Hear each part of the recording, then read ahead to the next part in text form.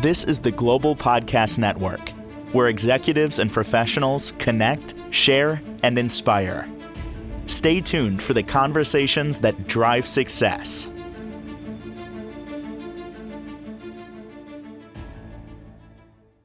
I feel like we're in class right now, and it's so cool.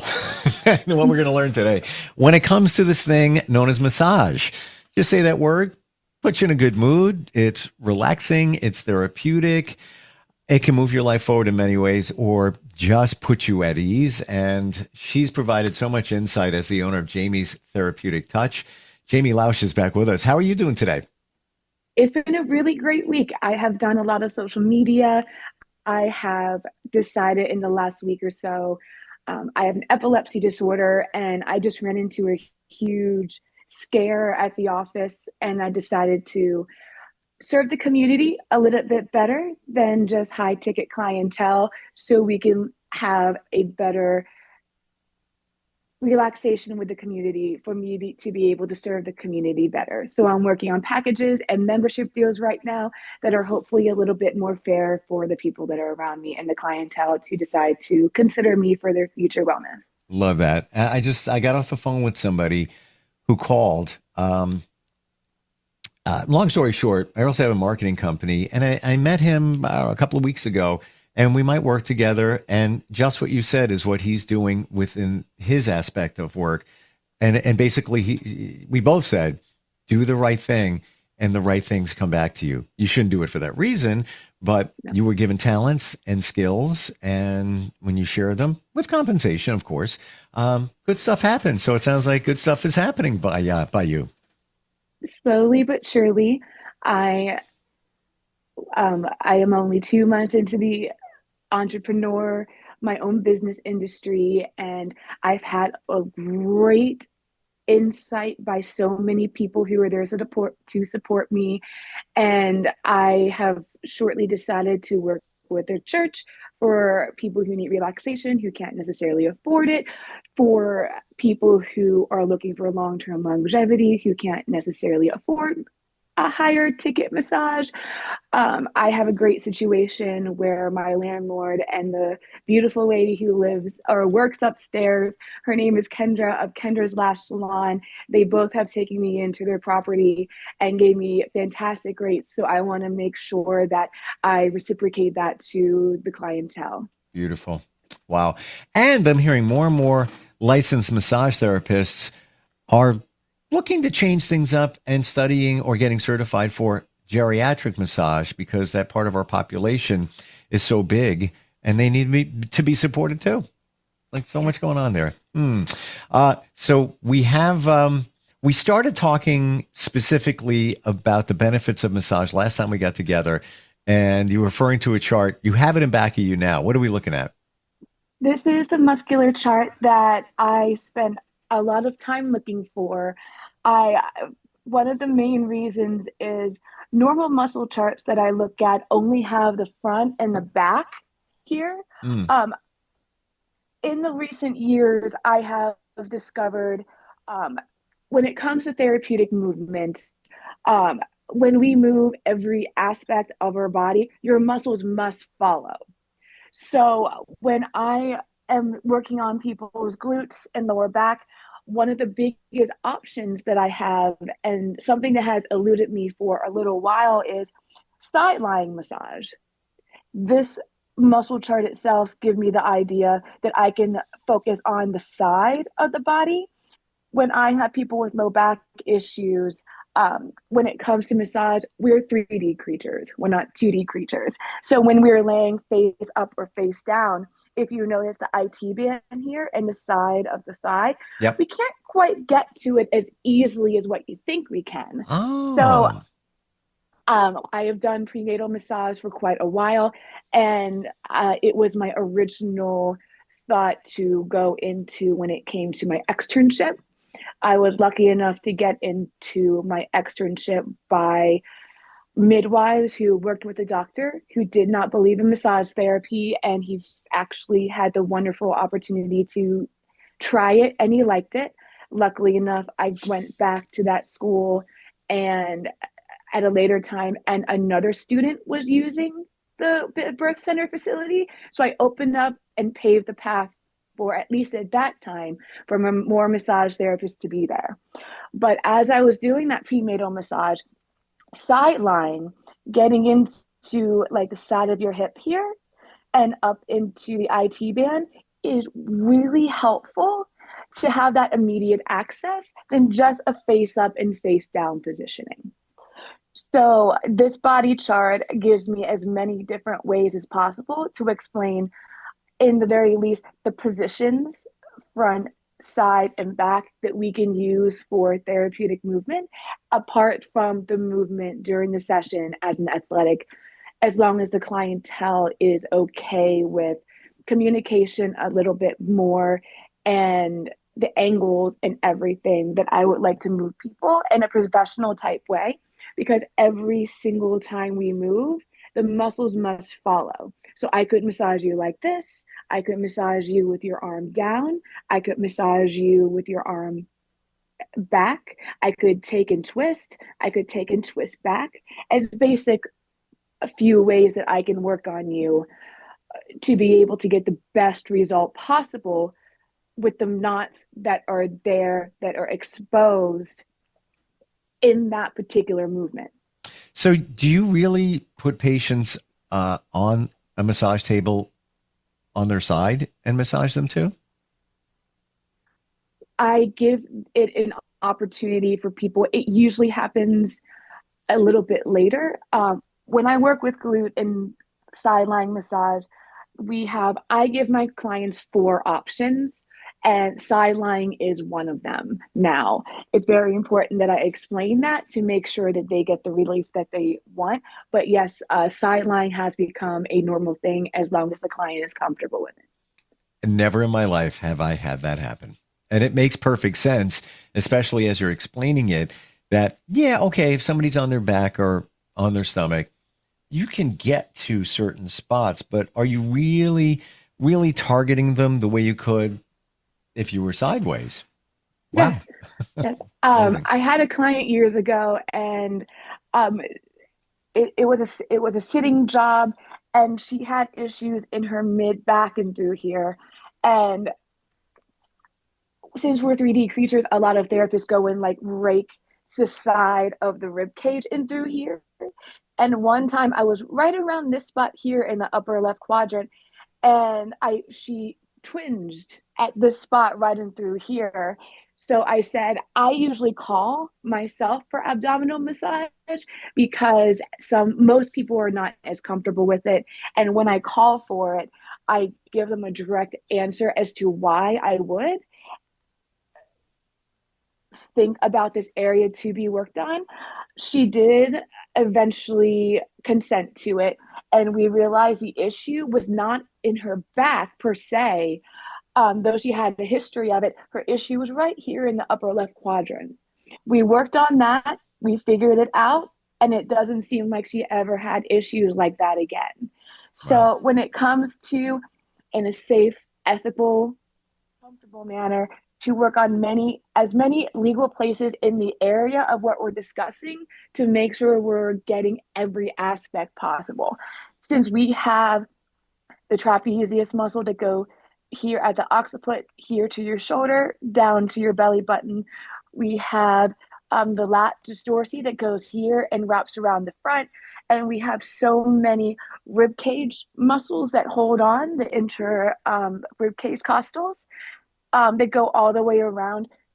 Even if one part up and through here is tight, it can pull straight around to the other side. Last session that we were talking about the contracture of the pecs up here and the overstretching of the back and through here. So lots of people don't know, and I think I covered this before. When this area here contracts and it gets shorter, eventually that muscle regeneration there contracts and makes the muscle shorter in terms of healing itself because it doesn't have anywhere to go. So this here is going to overextend this back here because it has nowhere else to go. So, And what's the result of that if it does that?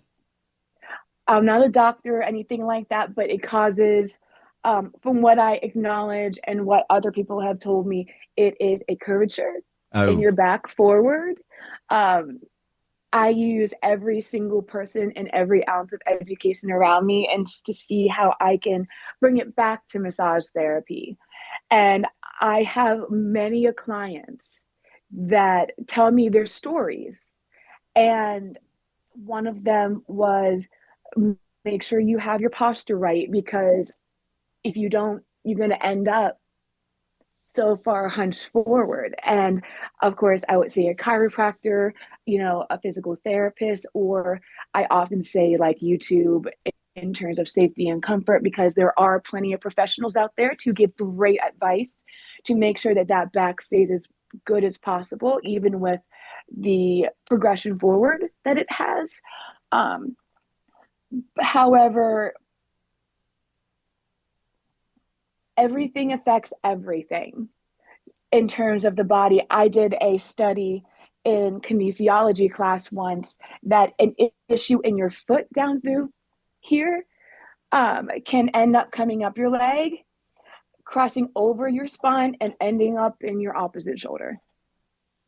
this is what I'm learning here with you, that everything is connected to something. So when we feel, oh, I get a little pain over here, there's a really good chance, it sounds like, that pain could be originating from another spot, but you Yes. just look at it as something very local, but there's way more going on than we as the regular people realize. Mhm. When it comes to nerve function, and I focus on that quite a bit when it comes to a deeper tissue session and everything, muscles, because of their laxicity and the slowness of their regeneration process, because the muscles themselves can be a few inches very tiny, from in the ears to those that are gluteus muscles to the thigh muscles, some of the bigger muscles on the body. When they have an inconsistency and imbalance somewhere, it just simply affects everything around it. So it's important to make sure that you are looking into all of those things um, and everything when it comes to like Olympic athletes.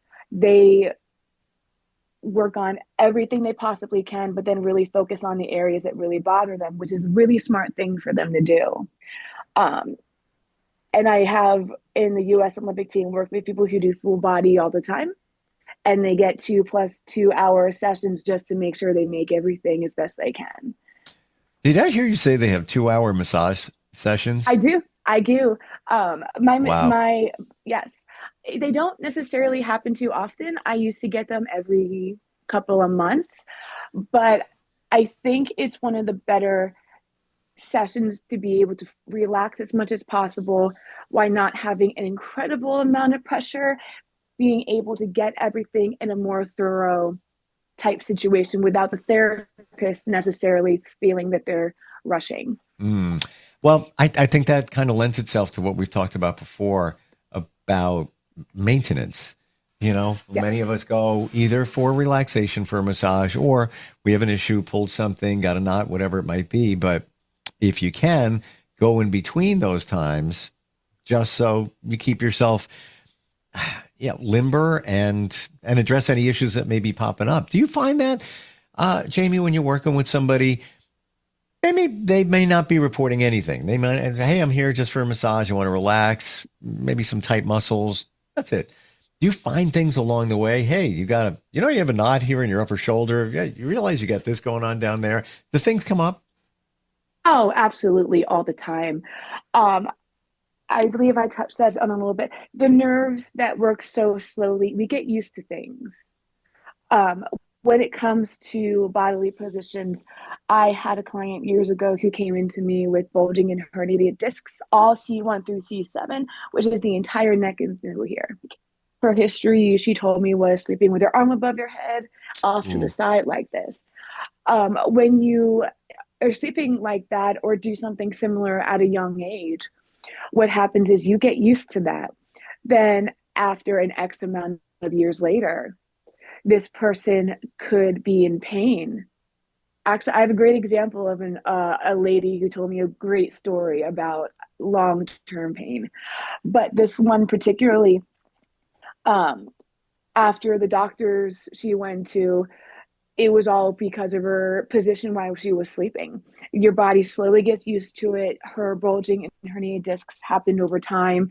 And now she was on a doctor's order, I believe, to not be able to sleep on her stomach for the rest of her life because of, how it affected her. Wow. Um, yeah, so it's important to maintain acknowledgement that body posture and positions and the slowness movement of what's happening is to be noted upon. Um, if you have something like that, or lots of people, a common denominator is sitting on the computer all day and staying in one position that can be very tightening to them. People who drive, the stress of driving fairly often can really stress people out. Even if they are coming for something, most therapists will find something to work on. With the time we've got, how about we return to massage, myth or fact? Sure. Okay. So I'm gonna give you a statement. You tell me if it's a myth or fact. Myth or fact? Bruising after massage is normal. Myth or fact? Sometimes, sometimes, because a massage therapist or muscular kinesiology professional cannot fully tell what's underneath the skin until we get there. Sometimes the muscles do react in a way that we do not want to happen. Unfortunately, when we run into stagnant blood, I believe we talked about that last session or the first one, Yep. that can come out into a bruising situation if you were as tight as you are, if you are asking for, and we can negotiate a medium to deeper grade session with what you can handle. It can unfortunately happen. And in terms of everything, there's no therapist that can fully have you not bruise. I have had people bruising. I've had other people that I've heard stories of bruising. Unfortunately, in industries, in terms of healthcare, even the best RN to get you a full needle in your vein. I had it a couple of months ago. When they take it out, you can bruise. Some people are very Mm. easy with bruising, and some people, it just unfortunately happens. Yeah. And it doesn't mean you're in pain. It just means that there was It's some a movement. response. It's a response. Yeah, Myth or it's just a fact? response. Myth or fact? Talking during massage is rude. Myth or fact? It depends on what the conversation is about. Obviously, very much in terms of professional situations, there are some obvious, not conversating things that are okay, that every therapist is legally able to end sessions. Otherwise, some people do enjoy talking on the table about their day or something they're looking forward to, or just something that makes them more relaxed during the session in an ethical, professional, conversational way. I got you on that. And you just brought back a memory. It was years ago, got a massage, gift certificate. It was at a spa. And the therapist, I guess she was having a bad day. So the massage therapist was having a bad day. I became the general therapist about her relationship issue. And as I'm talking back, letting her talk and vent and everything, I came for a massage. Then she starts crying, like dumping her challenges on me. And I understand it. She was having a day, but that's not what the massage is there for. It's communication about, what you got, what the massage therapist is doing and how you're feeling and giving feedback and all of that, right? Right. Yeah. Unfortunately, sometimes it does come out. We're all human. Yeah. There's we all try to stay as client centered as possible. Sure. No human is perfect, and once most of us realize what we're saying, we pull back as much as we can.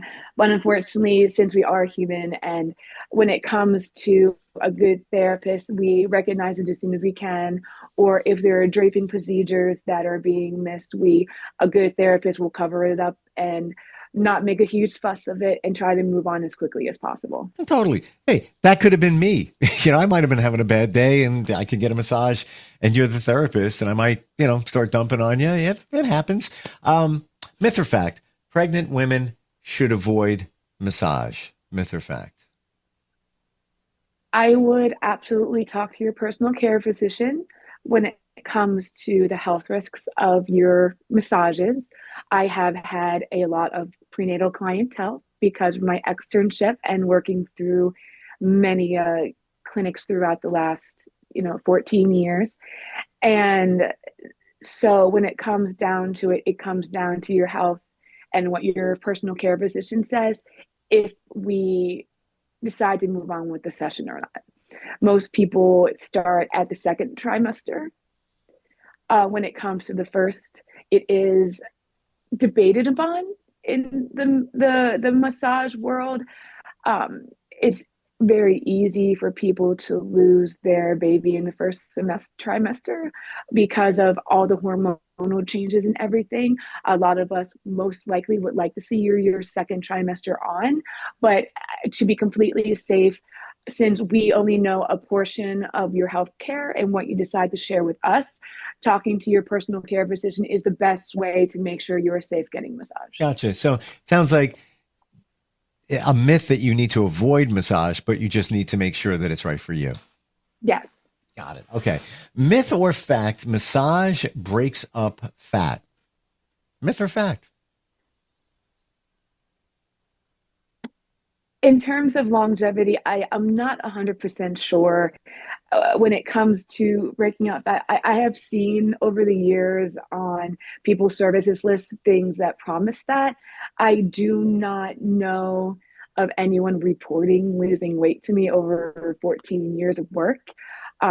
So when it comes to that, I'm not a dietitian and I'm not your doctor in terms of exercise or your athletic trainer in any kind of way, but it could be possible for extremely minimum possibility, but I I don't know in the long run I've that never heard of that's anybody a full losing weight fact. because No, no. I'd be at your door right now.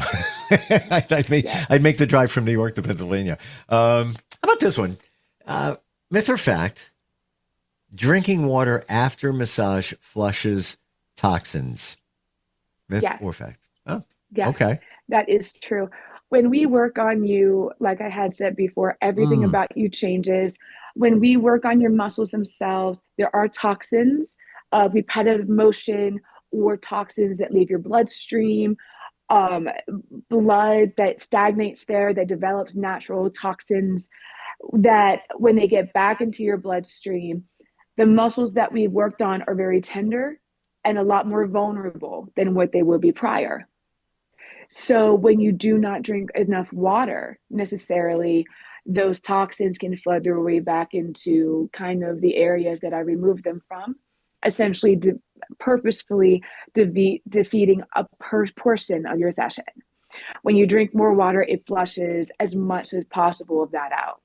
I had a client years ago who got a normal massage, and then later on that night, he went to a gym. And the next morning, because he didn't necessarily drink enough water or do as at home care after his workout, he became very sick and actually had to call off work the next day. wow. Okay. Yes. And you know what? I'm surprised I didn't pick up on just what I read there about flushing toxins because lymphatic drainage massage gets rid of waste material, I guess maybe potential toxins, and that's a different type of massage, but I would think that any massage is going to break things up that should be flushed out of your body and hydrating. We should hydrate anyway properly, but that's going to help, move that thing, move more of it out of there. Learn a lot. Got to tell you, Jamie, really, really appreciate it. You are in Reading, Pennsylvania. Where about is that? We are about halfway between Hershey, Pennsylvania and Philadelphia, Pennsylvania. Gotcha. That's pretty well used. It's a great middle hub when it comes to going both ways. Gotcha. So if you want any kind of entertainment, go Phillies. You head down about an hour to the Philadelphia area. If you want to go to anywhere up in Hershey, we can head 45 minutes to an hour up that way. So we're about Beautiful. halfway through. Um, Thing is, they have to be near you to get your services. Can't do it virtually. And what's the best way to find you? My website is jamie'stherapeutictouch.glossgenius.com. Within that website are two little links that take you to my Facebook and Instagram. And once again, Jamie's Therapeutic Touch.glossgenius.com. Thank you for being here today. Learning a lot here about massage. There's so many things that we think that are not true, doing myth or fact, and even just learning about the physiology and how it all works. I really appreciate it. Oh, absolutely. I enjoy teaching. As long as we're good with HIPAA law names, I can say so many stories. And I have a really great one next time having to do with someone that I think of to this day that I met about 10 years ago. So maybe we can pick up on that next time if you would like to write a note. But in terms of education and proper maintenance for muscles is what I absolutely live for. I use every ounce of the education that I have between watching television, other people out in the world, and people that come into my clientele sessions and help me out, help them out, so I can help other people out like this, or other clients who just don't necessarily know how to feel better, so we can help them. Love it. And you know what? Most importantly, I love your passion. Like it Thank you. shines through. Like, we say we have a purpose in life. That is your purpose. There's like no doubt about it. And you're living it. And I respect that. We'll catch up next time. And I look forward to hearing that story too. All right. Well, thank you so much. Don't Beautiful. hesitate forget to write that note. We'll see you next week. This is the Global Podcast Network, where executives and professionals connect, share, and inspire. Stay tuned for the conversations that drive success.